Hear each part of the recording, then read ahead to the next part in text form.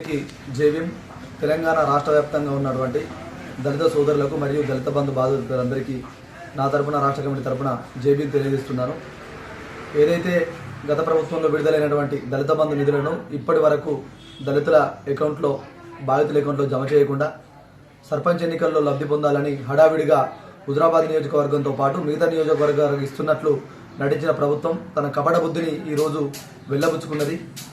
SC సంక్షేమ శాఖ మంత్రిగా ఉన్నటువంటి అడ్లూరి లక్ష్మణ్ ఈరోజు కలుద్దామని సమాచారం ఇస్తూనే మరోపక్క ఇంకో మంత్రి పొన్నం ప్రభాకర్ గారి పర్యటన ఉంది అని చెప్పి ఈరోజు హుజరాబాద్ దళిత బంధు సాధన సమితి నాయకులను అరెస్ట్ చేయడాన్ని రాష్ట్ర కమిటీ అధ్యక్షుడిగా మీ సోదరుడిగా తీవ్రంగా నేను మరియు రాష్ట్ర కమిటీ ఖండిస్తున్నాం.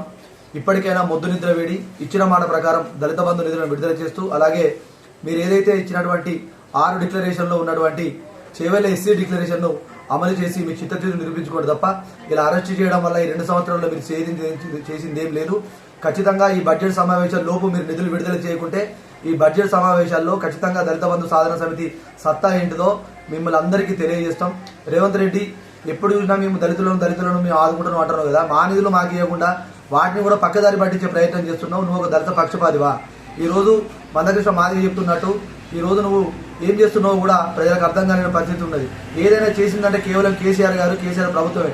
ఆ పథకం తెస్తే దళితులు బాగుపడతారనే ఉద్దేశం ఆయన తెస్తే ఇది పేరు వస్తుంది, నిధులు విడుదల చేస్తారనేటువంటి ఉద్దేశంలో నువ్వు కేసీఆర్తో పోల్చుకోవడం సరికాదు.